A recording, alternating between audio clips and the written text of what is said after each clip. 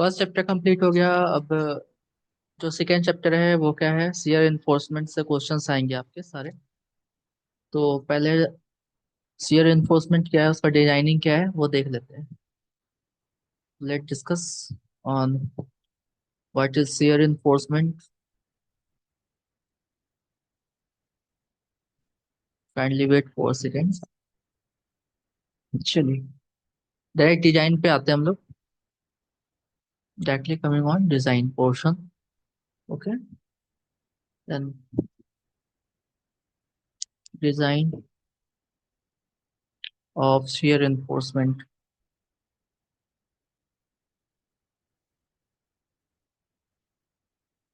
Design of shear reinforcement as per IS 456।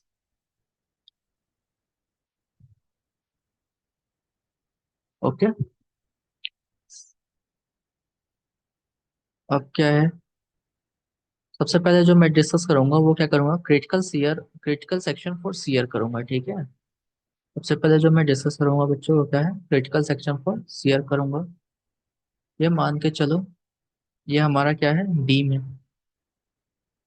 ठीक है। ये हो गया बीम।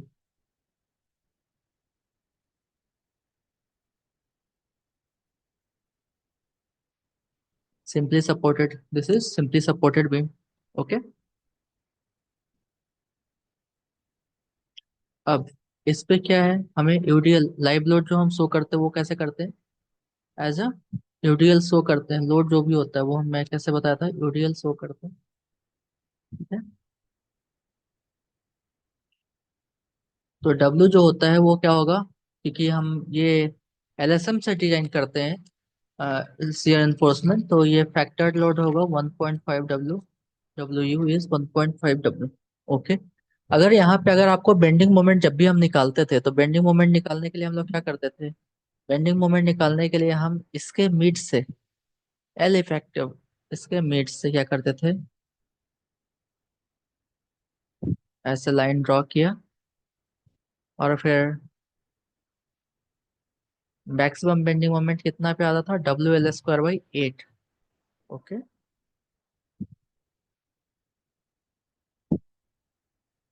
क्या आता था हमारा, WL² बाई 8 आता था।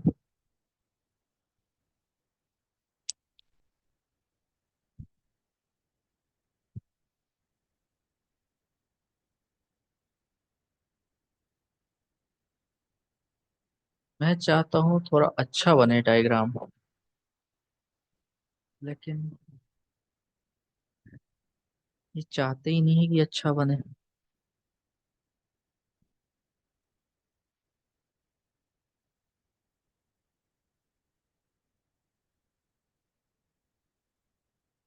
ठीक है, बट इसको नीचे वाले पोर्शन को कट कर सकते।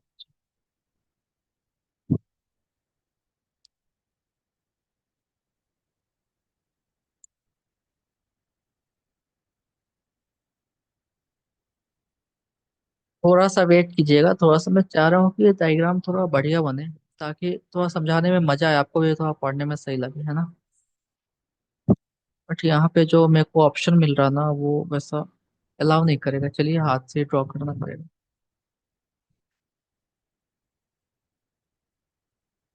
पूरा ही हट रहा है, ठीक है। चलिए, तो जब हम बेंडिंग मोमेंट जब ड्रॉ कर देते बच्चों, तो कुछ ऐसा आता था, है ना। यहाँ पे ये कैसे निकालते थे, बेंडिंग मोमेंट मैक्सिमम कैसे निकालते थे, आप ऐसे निकालते थे, WL इफेक्टिव का स्क्वायर डिवाइडेड बाई 8, ऐसे आपने बेंडिंग मोमेंट मैक्सिमम निकाला। लेकिन जब आप शियर फोर्स निकालोगे, तो शियर फोर्स आप जब निकालोगे इसका, तो यहाँ से निकालोगे, इस इसके एंड से, ये जो सपोर्ट है उसके एंड से निकालेंगे आप, ठीक है। तो करेंगे उसके एंड से आप निकालोगे, तो अब मैं ये बेंडिंग मोमेंट का डायग्राम हटा के अब मैं आपको शियर फोर्स का डायग्राम बना के बता रहा हूँ। थोड़ा सा पेशेंस रखेंगे, सारा कुछ समझ में आ जाएगा, कुछ भी हार्ड नहीं है। डिजाइनिंग बता दूंगा, उसके बाद PYQ बताऊंगा, PYQ इसके बाद सारे क्वेश्चन हैं। 25 क्वेश्चन है, 25 to 26। वो क्वेश्चन मैं आपके साथ डिस्कस करूंगा। आपको सारा कुछ समझ में आ जाएगा और सारे क्वेश्चंस लग जाएंगे। तो जब सीआर फोर्स आप बनाओगे तो ये कुछ ऐसा वैरी करेगा। ठीक है।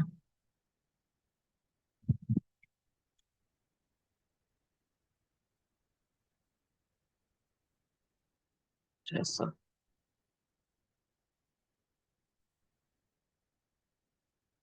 ये आपका सीआर फोर्स डायग्राम है ना। आप एक चीज नोटिस करना, जब आप बेंडिंग मोमेंट जब बनाए थे बच्चों आप लोगों ने, जब आपने बेंडिंग मोमेंट बनाया था यहाँ से यहाँ मिड से, तो बेंडिंग मोमेंट में क्या था कि मैक्सिमम वैल्यू जो हमें ऑब्टेंड हो रहा था वो कहाँ पे हो रहा था, मिड सेक्शन पे हो रहा था, मिड सेक्शन पे। और यहाँ पे क्या है, S F D B M D जब हम सुम में पढ़ते थे तो हमें पता है जहाँ पे बेंडिंग मोमेंट मैक्सिमम होगा वहाँ पे शियर फोर्स जीरो होगा।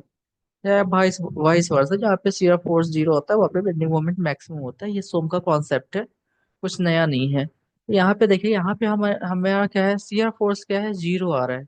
जहाँ पे बेंडिंग मोमेंट ज्यादा है वहाँ पे क्या है, शियर फोर्स जीरो है। और जहाँ पे बेंडिंग मोमेंट ऑलमोस्ट जीरो के पास जा रहा है वहां पे शियर फोर्स मैक्सिमम है। इसके कारण क्या होगा कि जब आप इस पे लोड लगाओगे, यहाँ से लोड यूडीएल लग रहा है ना। शियर फोर्स क्या होता है, शियर फोर्स ऐसे होता है कि जैसे आप एक लकड़ी को लो, ठीक है, और इसको ऊपर की तरफ खींचना, इसको नीचे की तरफ फोर्स लगा दो, ठीक है, तो क्या हो जाएगा, ये शियर पे ये क्या करेगा, फेल करेगा, है ना। शियर में फेल, शियरिंग, शियर कैसे होता है, एक लेयर है, उसके उसके ऊपर कुछ अगर आप रगड़ रहे हो तो क्या हो गया, शियर। जैसे वाट ये एक सरफेस है ना, और उस पर वाटर मूव कर रहा है। वाटर क्या कर रहा है, मूव कर रहा है, तो इस सरफेस पे क्या हो रहा है, शियर कर रहा है वाटर, है ना। तो वैसा ही, तो यहाँ पे क्या है, यहाँ पे हमने क्या देखा कि जो सपोर्ट के पास क्या है कि शियर फोर्स मैक्सिमम है, और मिड सेक्शन पे क्या है, मिड सेक्शन पे शियर फोर्स जीरो है। तो आपने अभी तक जो भी आपने प्रिकॉशंस लिए हैं वो सब किसके लिए लिया है, वो सब आपने बेंडिंग मोमेंट के लिए लिया है, बेंडिंग मोमेंट से आपने डिजाइन करा है ना। आप रियल लाइफ में अगर देखो, बीम जब आप डिजाइन करते हो या कॉमन डिजाइन करते हो, कॉलम डिजाइन करते हो, तो आप उसमें क्या लगाते हो, उसमें आप यूज करते हो कंक्रीट, यूज करते हो कंक्रीट के बीच में क्या रेनफोर्समेंट लगाते हो, रेनफोर्समेंट आप टेंशन के लिए लगाते हो कि टेंशन बियर कर ले भाई। और ऊपर साइड में भी स्टील लगाते हो, है ना।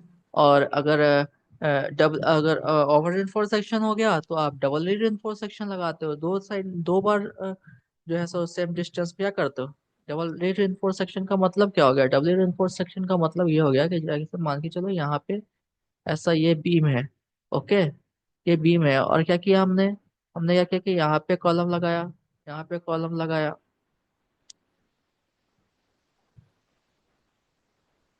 ये कॉलम लगाया, ये सिंगली रेनफोर्स सेक्शन है। और इसको आप जब डबली में करोगे तो ये क्या है, ऐसा, ऐसा ये डबली रेनफोर्स सेक्शन हो गया, है ना। इस और ऊपर में आप कंप्रेशन, कंप्रेशन के साइड में भी आप क्या करते हो, स्टील लगाते हो। ये जनरली आपका क्या है, जनरली क्या है, ये हमेशा क्या होगा कि जो नीचे के साइड में जो होगा, नीचे के साइड में जो हमारा स्टील लगा होगा उससे कम ही होगा, ठीक है। अगर अगर जरूरत नहीं है कंप्रेशन साइड में, अगर स्टील का जरूरत नहीं है, फिर भी हम लोग कम डाया का ही लेकिन स्टील उधर प्रोवाइड कर देते हैं, है ना। क्यों प्रोवाइड करते हैं, आप जब भी बीम देखोगे तो वहां पे आपको एक, जब बीम आप प्रोवाइड करते हो तो उसमें आप शियर एनफोर्समेंट देते हो, है ना। शियर एनफोर्समेंट देते हो, देखते हो ये जैसे बीम का ये सरिया गया तो ये आप शियर एनफोर्समेंट देते हो। शियर एनफोर्समेंट देने का मैं आपको अच्छा से मतलब डायग्राम से बताता हूँ तो आपको और समझ में आएगा। ये क्या है, ये जो है हमारा शियर एनफोर्समेंट है, ये हमारा क्या है, शियर एनफोर्समेंट है। अब शियर एनफोर्समेंट क्यों देते हैं, ये ज्यादा कहाँ देते हैं, देखिए ये हमेशा ज्यादा कहाँ पे होता है, ये सपोर्ट के पास होता है। क्यों सपोर्ट के पास होता है, यहाँ पे बेंडिंग मोमेंट, यहाँ पे शियर फोर्स ज्यादा है। अब ये शियर फोर्स ज्यादा के कारण क्या होता है, यहाँ पे क्रैक डेवलप होगा। क्रैक दोनों साइड से डेवलप होगा क्योंकि दोनों साइड में सपोर्ट के पास शियर फोर्स ज्यादा है। अब कितना डिस्टेंस तक ये क्रैक डेवलप होगा, या डी डिस्टेंस तक, या डी डिस्टेंस तक क्या होगा, हमारा क्रैक डेवलप तो होगा दोनों साइड में। ठीक है, दोनों साइड में क्या होगा, डी डिस्टेंस तक क्रैक डेवलप होगा। क्या क्राइटेरिया है, क्या क्राइटेरिया नहीं है, तो उसके कोड में कुछ बताया गया है, वो हम लोग अब डिस्कस करेंगे। ठीक है,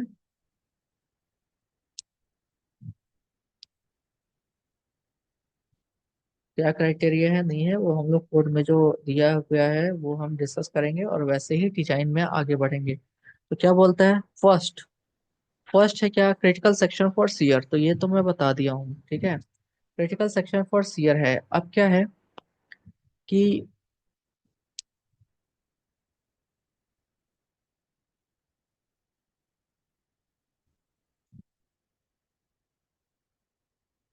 तो कुछ टर्म है ना, कुछ टर्म है जो मैं आपको लिखवा रहा हूँ। जैसे जैसे आगे बढ़ेंगे वैसे वैसे क्या है, आपको सारा टर्म समझ में आ जाएगा। ठीक है, मैं बताऊंगा आप। कुछ टर्म है, जैसे यहाँ पे है आपको भी यू, ये जो पूरा है ऊपर तक, जहां तक ये शेयर फोर्स मैक्सिमम जो वैल्यू है इसको हम बोल रहे हैं भी यू। ठीक है, यहाँ पे जो ये, जहाँ पे डी आ रहा है, और शेयर फोर्स डायग्राम को जहां से कट कर रहा है,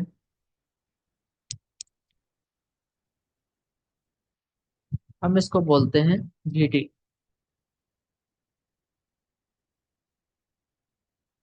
क्या है, अभी परेशान मत होइए, जैसे जैसे आगे बढ़ेंगे हमें पता चल जाएगा। अब इन दोनों बीच का डिस्टेंस अगर निकालना हो, यहाँ से लेके और इसके बीच का डिस्टेंस निकालना हो, तो क्या करेंगे, क्या होगा वो,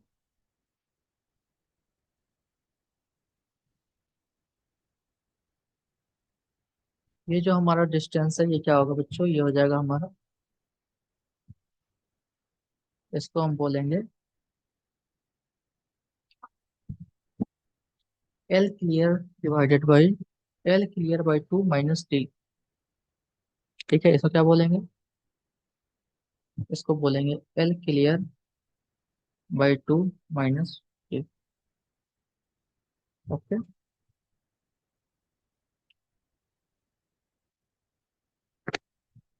22.6.2 IS 456 में जाइए, वहां पे लिखा हुआ मिलेगा critical section is at face of support,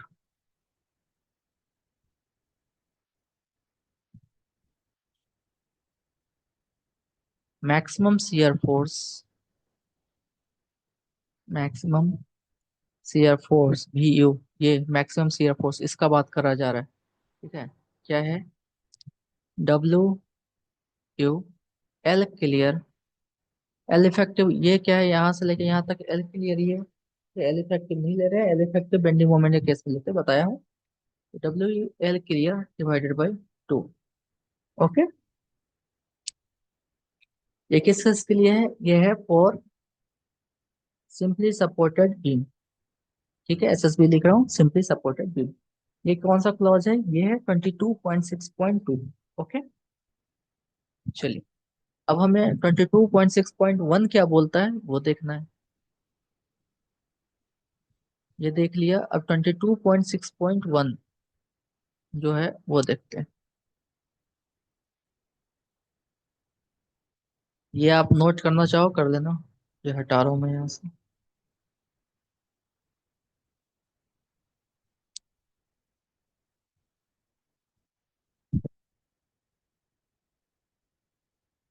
22.6.1 जो आपको बोल रहा है वो बोल रहा है, if support reaction is come, if support reaction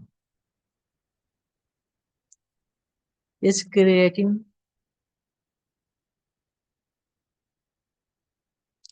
is creating compression,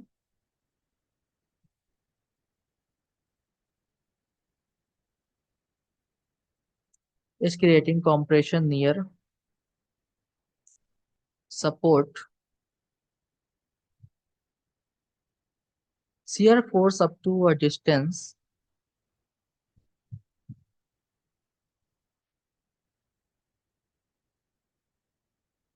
distance है ये, है ना। Distance may be taken as, may be taken, taken as भी, ठीक, ठीक है। ये बीटी जो डिस्टेंस है उसकी बात किया जा रहा है, कहाँ तक का, ये डी डिस्टेंस, ये सपोर्ट से डी डिस्टेंस दूर, है ना। अब बीडी के लिए क्या करेंगे, बीडी निकालना होगा, तो बीडी के लिए फॉर्मूला क्या बच्चों, ये है बी यू, ये B U divided by L clear divided by two. ये जो एल क्लियर है पूरा, ये कितना है, ये पूरा है आपका एल क्लियर है, L clear divided by two, B U divided by L clear by two, okay, into L clear by two minus D, ठीक है। तो ये आपका वीटी हो गया। आप चाहो तो यूनिटरी मेथड से भी आप इसको आराम से निकाल सकते हो, ठीक है, आराम से निकाल सकते हो। ये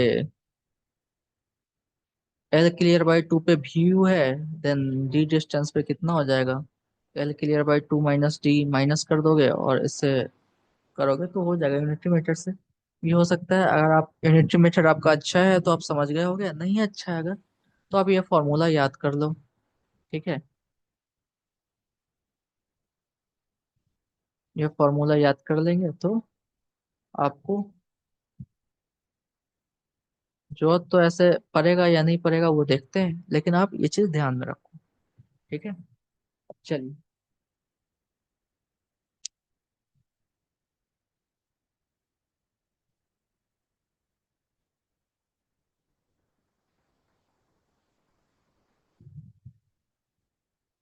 अब हम क्या करते हैं,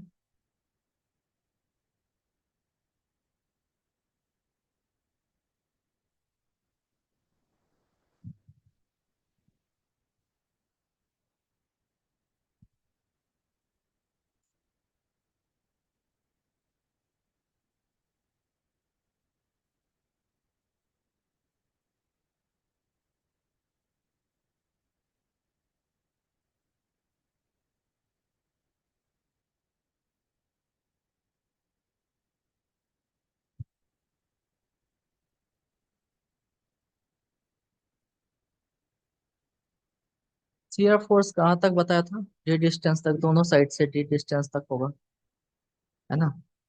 ये कहाँ तक है, डी डिस्टेंस, इसमें कुछ परेशानी नहीं, कोई परेशानी नहीं। May be shear force, cross section force shear,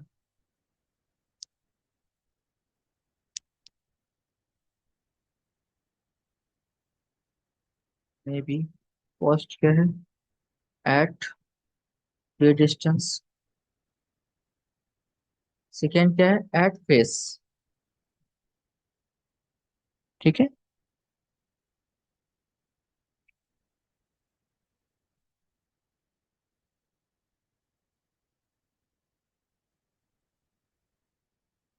अब क्या है, अब आपको मैं बताया, व्यू बताया और वीडी बताया, अब आपको जानना है क्या, नॉमिनल शियर स्ट्रेस।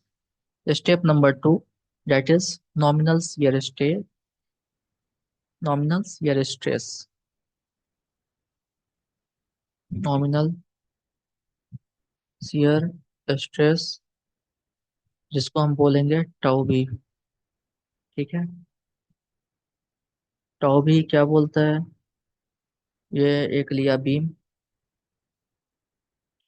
बीम लिया, न्यूट्रल एक्सिस ड्रॉ करो इसके मिड से, जो भी नहीं है मिड से ही पास करेगा, ये ओवर इनफोर्स सेक्शन बना दिया मैं, ठीक है। अब मैं नीचे रिइंफोर्समेंट दे रहा हूँ, ओके।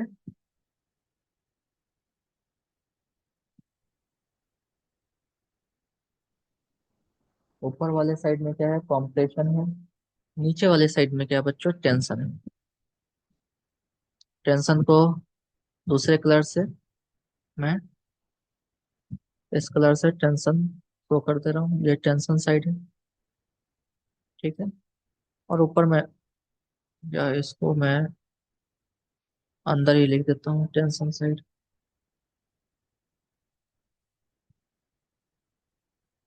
ऊपर में लिखता हूँ टेंशन, नीचे में लिखता हूँ कंप्रेशन, सॉरी, कंप्रेशन, और नीचे में क्या है, टेंशन। ओके। अब क्या है, टाउ भी क्या होगा, यहाँ पे ये जो बीम है उस पे जो है कैसे शियर स्ट्रेस कैसे वैरी करेगा, पहले वो देख लेते हैं। वो जो है वैरी करेगा आपका ऐसा कुछ, ये रेक्टेंगुलर पैराबोलिक ही वैरी करेगा ऐसा कुछ।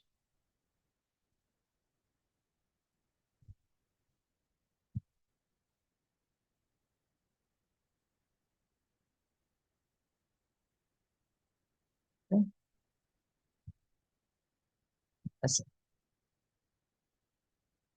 कम, धीरे धीरे धीरे धीरे बढ़ते जाएगा, और ये नीचे जाके ऑलमोस्ट सेम हो जाएगा, ऑलमोस्ट इक्वल। ये जहाँ पे रेनफोर्समेंट है वहीं तक का रहेगा।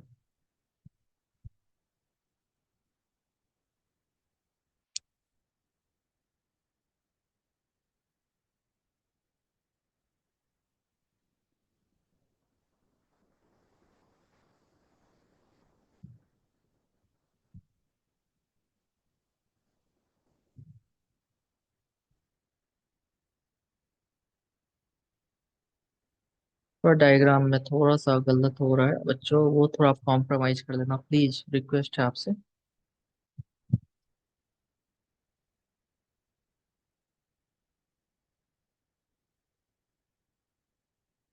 मत करो आप कॉम्प्रोमाइज, मैं ही कुछ करता हूँ, भले ही थोड़ा ज्यादा टाइम लग जाए, वो मंजूर है। Don't give me satisfaction.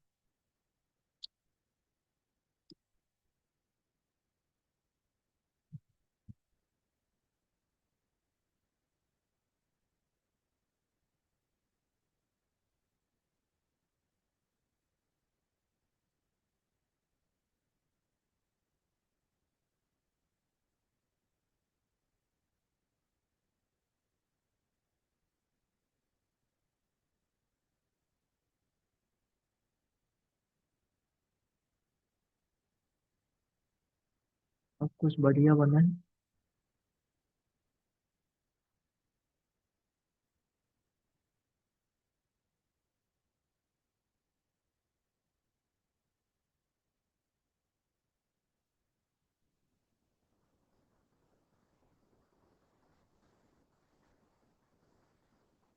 These are the variation of shear force, है ना, इन द compression साइड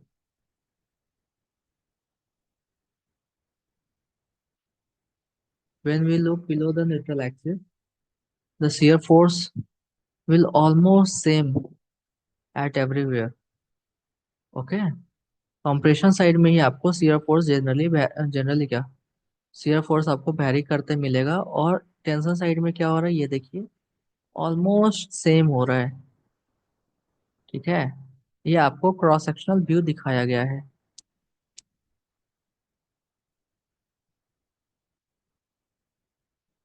ये मैक्सिमम होगा बट ऑलमोस्ट सेम होगा।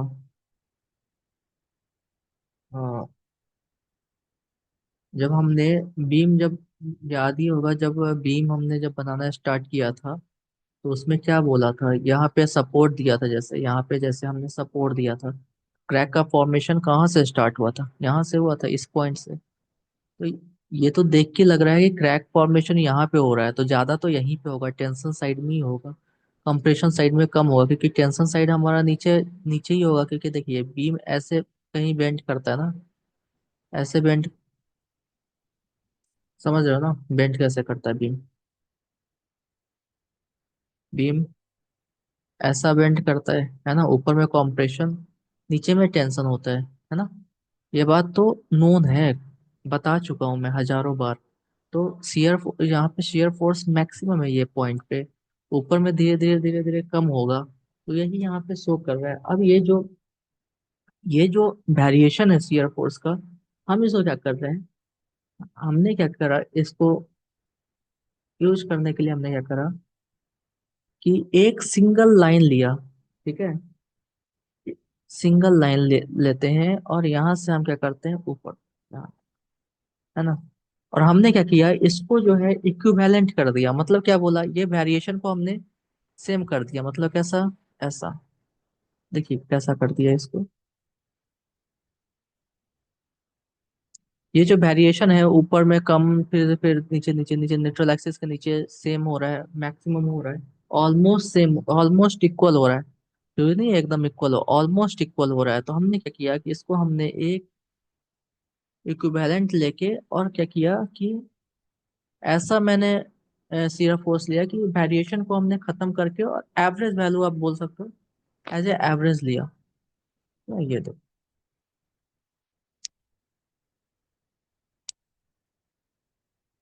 अब क्या हो रहा है, अब यहाँ पे देखने के बाद क्या हो रहा है कि शियर फोर्स का वेरिएशन क्या है, ऑलमोस्ट क्या है, इक्वल है।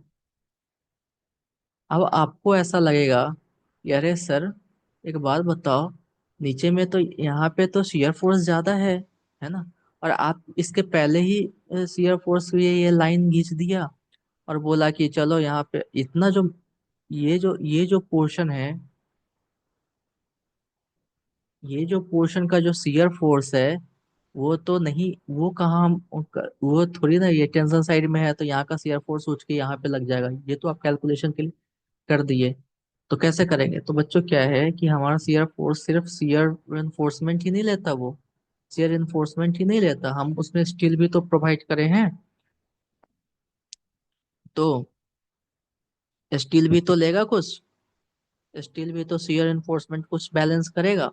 ये जो नहीं कर पाएगा उसके लिए हम क्या करते हैं कि शियर इन्फोर्समेंट लगाए, है ना, एक्स्ट्रा, जो वो शियर फोर्स का वैल्यू जो ये रिइंफोर्समेंट बियर नहीं कर पाया, वो हम अभी स्टेप बाय स्टेप जब देखेंगे तो आपको समझ में अच्छा से आएगा।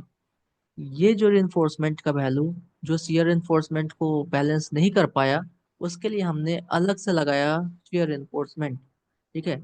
मेन रिइंफोर्समेंट नहीं कर पाया, जितना शियर रिइंफोर्समेंट चाहिए था ज्यादा ऑब्टेंड हो गया, तो उसको बैलेंस करने के लिए ये जो हमारा मेन एनफोर्समेंट था वो नहीं कर पा रहा था बेचारा, ठीक है, उसके कारण क्रैक्स डेवलप हो रहे थे, है ना। तो उस क्रैक्स डेवलप हो रहे थे, वहां से फेल भी कर सकता था बीम। उसके लिए हमने क्या करा कि फेल ना करे, क्रैक डेवलप ना हो, उसके लिए क्या करा हमने शियर एनफोर्समेंट डाला, शियर एनफोर्समेंट डाल दिया, ठीक है। तो वही है। और जैसे कि सपोर्ट के पास शियर इन्फोर्समेंट ज्यादा होता है, तो शियर इन्फोर्समेंट ज्यादा, तो वहां पे हम क्या करेंगे, शियर इन्फोर्समेंट का शियर इन्फोर्समेंट वहां पास पास लगाएंगे। अब कितना पास लगाएंगे, क्या स्पेसिंग होगा, वो सब भी हम देखते हैं। तो टीबी आपको समझ में आ गया, टीबी क्या है, एवरेज शियर स्ट्रेस है, इसको क्या, ये टीबी नहीं बता ना, टीबी जो है आपका, ये जो एवरेज है ना, ये जो हमने एवरेज लिया वो क्या है, टीबी है, ठीक है। वो क्या बच्चों, टीबी है। ये जो डिस्टेंस हुआ, ये क्या हुआ, टीबी। इसको क्या बोलेंगे हम, टाउ भी, टीवी, टाउ भी, ठीक है। टाउ भी इज इक्वल टू क्या हो जाता है, टाउ भी इज इक्वल टू होता है V by B D, okay, V by B D. अब भी क्या है, भी आपका वही है, वी यू, है ना, वी यू यहाँ पे बताया था, V U upon B D, B width है और दी इफेक्टिव डेप्थ है, ठीक है। ये क्या है आपका, ये है आपका average shear stress,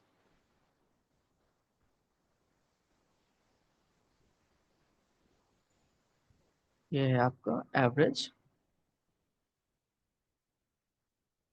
shear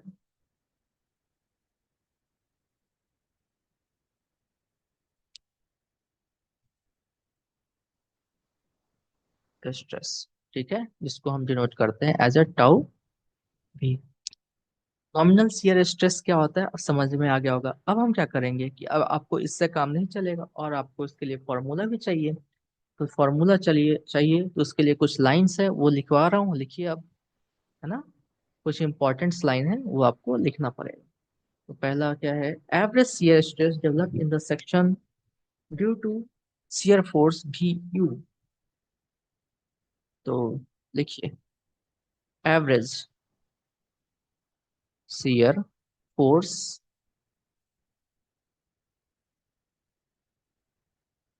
shear stress करिए, फोर्स नहीं है, फोर्स तो इन्हें लिख रहा है, shear stress developed in the section,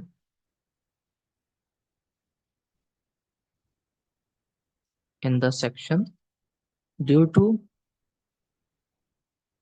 shear force. क्या है शियर फोर्स, बी यू है। ठीक है, तो क्या हो जाएगा, tau U is equal to B U upon B D. ठीक है, शियर फोर्स को क्रॉस सेक्शनल एरिया से डिवाइड कर दिया। ये किस में है, एलएसएम में है। ठीक है, कुछ है, कुछ भी नहीं है, सेम वही, ये जो चीज लिखा हुआ है वही है, टाउ भी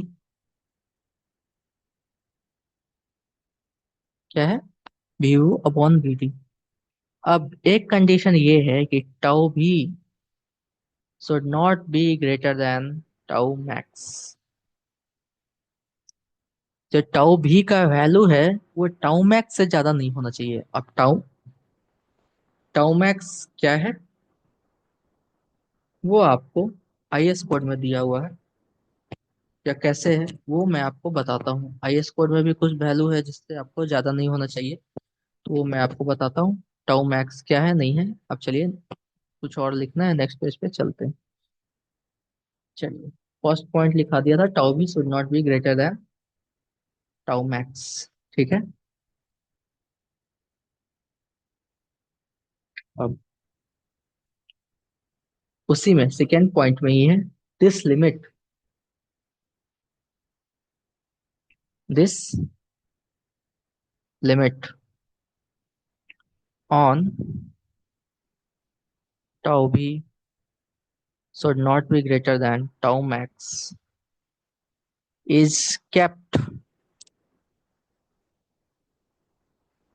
to, क्यों रखा जाता है, अवॉइड फेलियर। ये सब आईएस कोड का ही लाइन है ना, आप चाहो तो देख लेना। Failure of concrete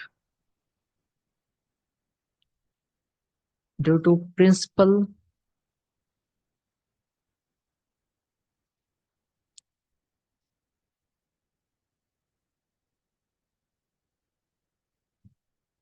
compression, compression या फिर डायगोनल कॉम्प्रेशन।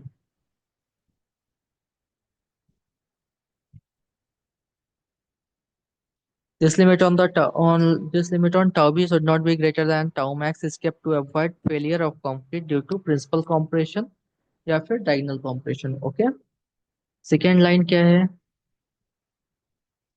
सेकेंड क्या है, when only shear stress cause crack like at the face of support, that is what, that is diagonal compression।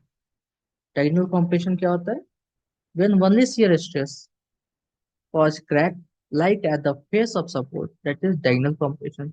और principal compression क्या होता है, where shear and moment both act and developed crack। मतलब क्या हुआ, मतलब ये हुआ कि जब आपने बीम बनाया, आपको मैं मतलब समझाते चलूं, नहीं तो फिर कोई मतलब क्या ही समझोगे फिर आप।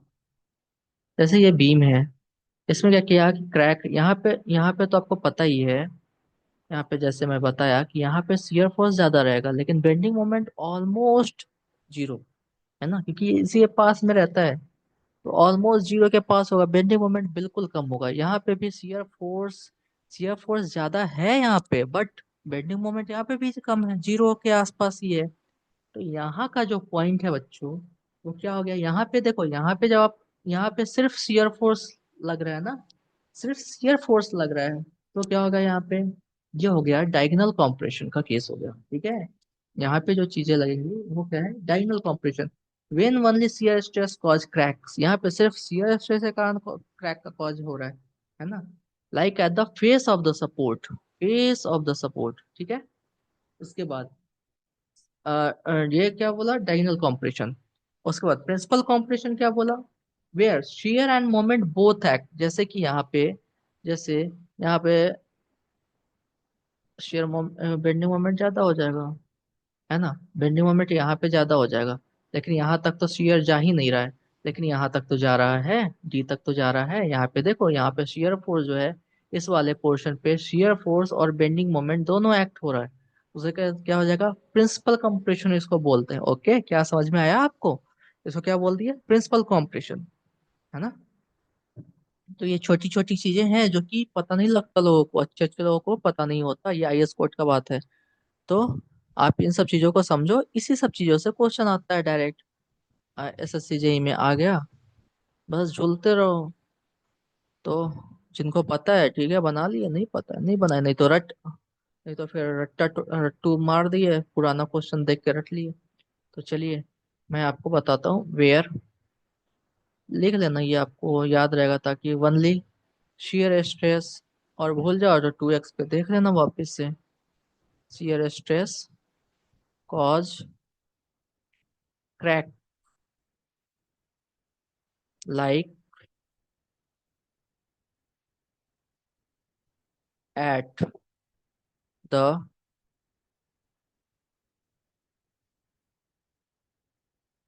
फेस ऑफ सपोर्ट, ठीक है। द फेस ऑफ सपोर्ट क्या हो गया ये, डायगोनल कॉम्प्रेशन। और जहां पे शेयर प्लस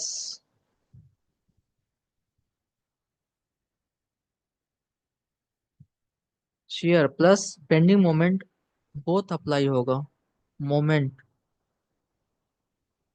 बोथ एक्ट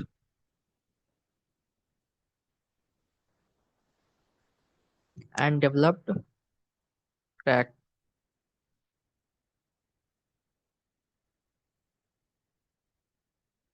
क्या होगा वो हो जाएगा principal compression, that is principal compression. Okay, I hope आपको समझ में आया होगा, है ना। तो ठीक है, यहीं तक रखते हैं, फिर बाकी धीरे धीरे, और बाकी स्टेप है वो अब सेकेंड लेक्चर में देखना आप, इसके बाद वाले में मैं रिकॉर्ड कर दूंगा तो आप देखना।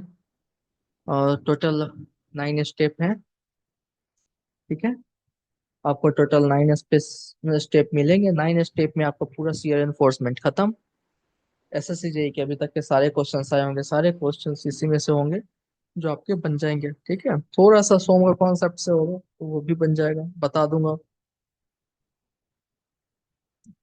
चलिए, पढ़ाई करते रहिए अच्छे से, सॉइल का कॉन्सेप्ट भूल गए होंगे तो देखो, क्योंकि पेपर आने में अभी 6 महीना कम से कम टाइम है अभी। अप्रैल हो रहा है, अप्रैल तो 6 महीना ऑलमोस्ट मान के चलो, 6 से 6 महीना है अभी पेपर होने में। तो क्या है, आपने जो पीवाई क्यू करा और जो कॉन्सेप्ट में मैंने बताया उधर सॉइल में, तो वो भूल गए होगे। और सॉइल क्या है, मैं रिकॉर्ड करा हूँ फर्स्ट, मतलब पहला सब्जेक्ट है, तो शुरुआत से मैंने मतलब कि मेरे को उतना आइडिया भी नहीं था, ये जो टैब है उस पर लिखने का आइडिया भी नहीं था, अभी भी नहीं है, मतलब कि इस पे उतना ब्यूटीफुल हैंड राइटिंग्स नहीं बन पाते, है ना।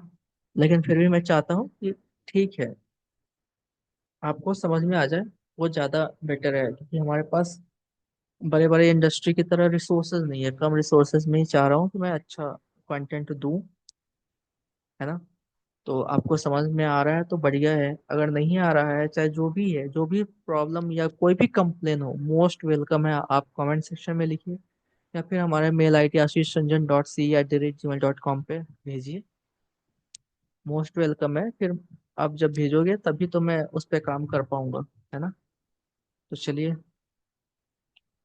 ये 2 ही स्टेप बता पाया हूँ आज, क्योंकि कॉन्सेप्ट था शुरुआत में समझने वाला था, तो ये है, इसलिए कम हुआ है।